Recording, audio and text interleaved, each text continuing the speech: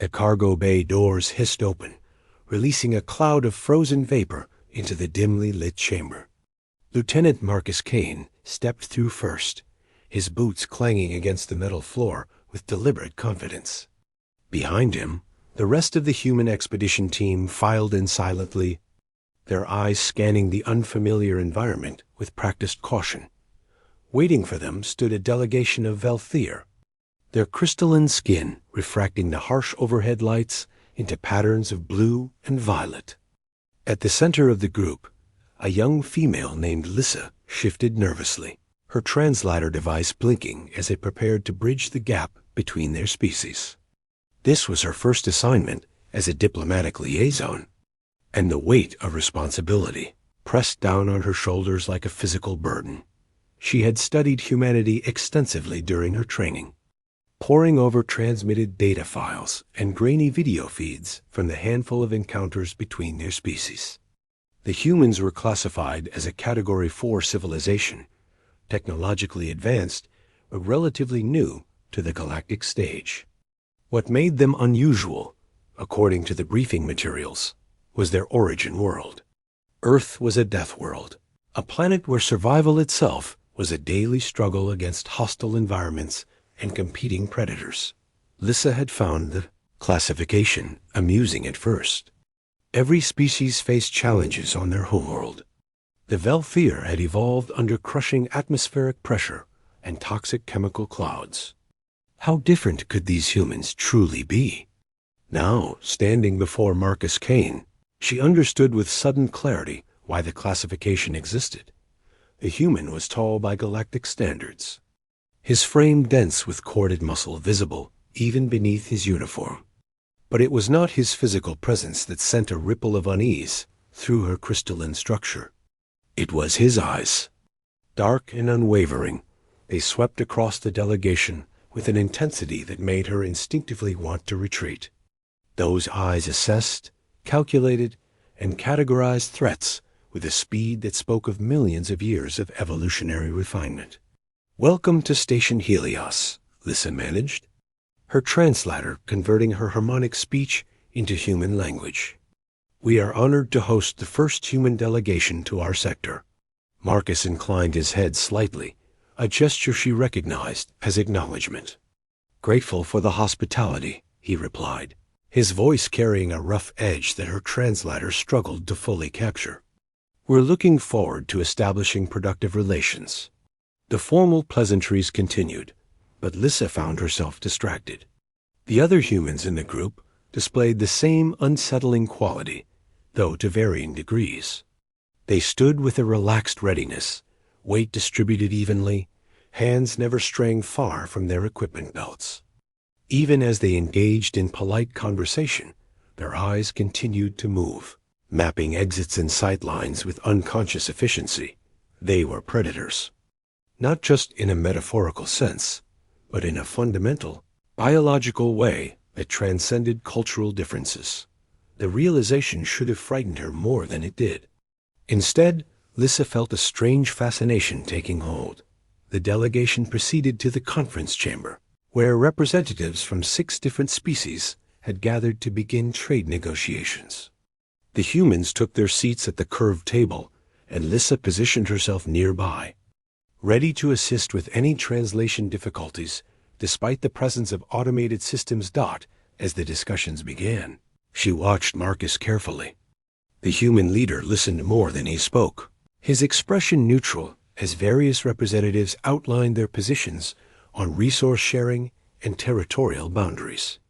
When he did contribute, his words were economical and precise, cutting through layers of diplomatic padding to reach the core issues. But something else caught Lissa's attention. About an hour into the meeting, a commotion erupted near one of the side entrances. The doors burst open, and a massive creature lumbered into the chamber, its handler struggling to maintain control. The beast was a Kregor, a semi-domesticated species used for heavy labor in the station's lower levels. This particular specimen stood 3 meters tall, with 6 powerful limbs and a maw filled with grinding teeth designed to process ore and metal. Something had clearly agitated it, perhaps a malfunction in its behavioral implant. And now it roared its displeasure, the sound reverberating through the chamber like rolling thunder. Panic seized the assembled delegates. Chairs scraped backward, and several representatives bolted for the exits.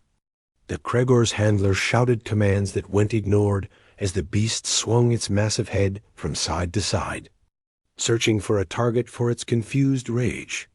Lissa found herself frozen, her crystalline body unable to process the sudden shift from calm negotiation to immediate danger.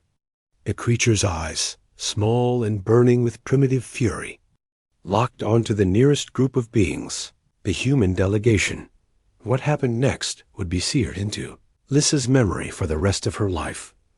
Marcus Kane rose from his chair with fluid grace, stepping forward rather than back. The other humans followed his lead, forming a loose line between the Kregor and the fleeing delegates. They carried no weapons, at least none that were visible. Yet their postures shifted in a way that transformed them from diplomats into something far more primal.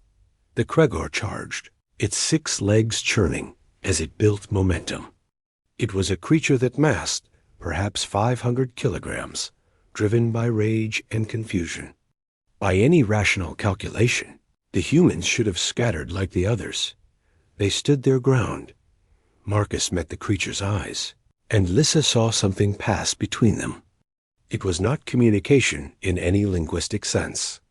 It was recognition, a wordless exchange between two beings who understood violence on an instinctive level. The human did not blink, did not flinch. He simply stared, his body coiled and ready, radiating a promise of retaliation that needed no translation. The Kregor faltered. Its charge slowed, then stopped entirely, massive claws scrabbling against the floor as it fought its own momentum. The rage in its eyes flickered, replaced by something that looked disturbingly like uncertainty. The beast had expected prey. Instead, it had found something that stared back with equal intensity, something that did not recognize itself as victim. For a long moment, the chamber held its breath. Marcus and the Kregor remained locked in their silent confrontation, apex predator acknowledging apex predator. Then, with a low rumble that might have been confusion or respect, the beast turned away. Its handler, stunned into momentary paralysis, scrambled to reassert control, leading the now docile creature back toward the exit. The crisis passed as quickly as it had emerged. Security teams arrived, apologizing profusely for the breach in protocol. The other delegates slowly returned to their seats. Chattering nervously about what had transpired, Marcus simply sat back down, straightening his uniform with casual efficiency, as if nothing remarkable had occurred. Lissa realized she was trembling, her crystalline structure resonating with frequencies of awe and disbelief. She approached the human delegation slowly, her translator struggling to form words adequate to what she had witnessed. "How?" she finally managed. "Did you do that?" Marcus glanced up at her, and for a moment she thought he might not answer.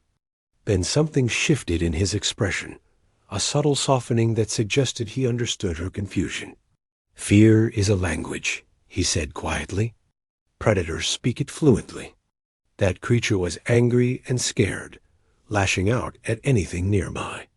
But when it looked at us, it saw something familiar, something that would fight back, that would make any victory costly. He paused, considering his words. It was a simple calculation, not worth the risk. "But you had no weapons," Lissa protested. "It could have killed all of you." "Maybe," Marcus acknowledged, "but not without cost. Animals understand that math instinctively. They have to. It is how they survive."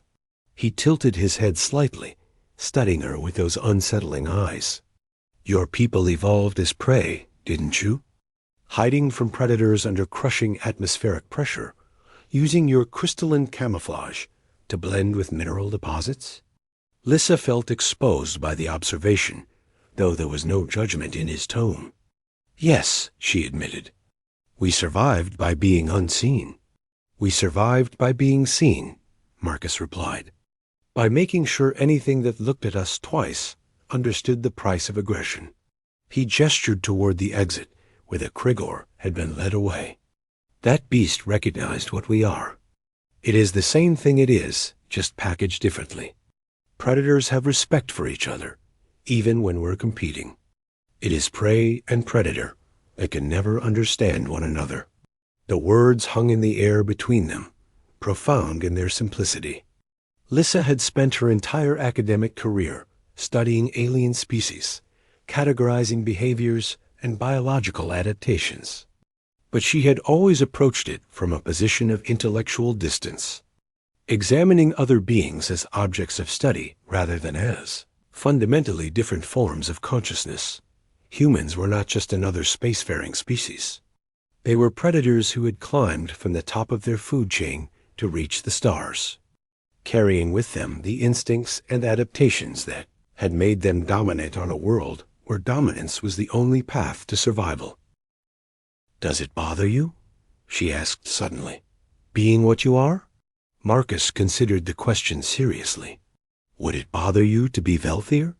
We're the product of our history, same as everyone else. The difference is that our history involved more teeth and claws than most." He smiled, a gesture that somehow emphasized rather than softened his predatory nature. But those same instincts that make us dangerous also make us loyal, protective, willing to stand our ground when others run. There's value in that. The conference resumed, though the atmosphere had shifted in subtle ways. The other delegates gave the humans more space, more deference. They had seen something fundamental about Earth's representatives, something that could not be seen. As the discussion stretched into the evening, Lissa found herself gravitating toward the human delegation, fascinated by the contrast between their diplomatic civility and the barely contained power that simmered beneath. Marcus answered her questions patiently, sharing stories of Earth's history, of humanity's long climb from simple hunters to star-traveling civilization. He spoke of predators that had once threatened human ancestors, and how those same ancestors had turned the tables, becoming the hunters rather than the hunted. He described competition and cooperation, the strange duality of humans who could be fiercely territorial and yet form alliances that transcended individual interest. "We're walking contradictions," Marcus admitted at one point. "Aggressive and social, competitive and cooperative. It makes us complicated allies, I'll grant you that. But when we commit to something, we commit fully. That's the predator in us too. When we hunt as a pack." As the day drew to a close and the delegates dispersed to their quarters, Lissa remained in the conference chamber, her thoughts churning. She had learned more about humanity in a few hours than months of academic study had provided. Not facts and figures, but something deeper.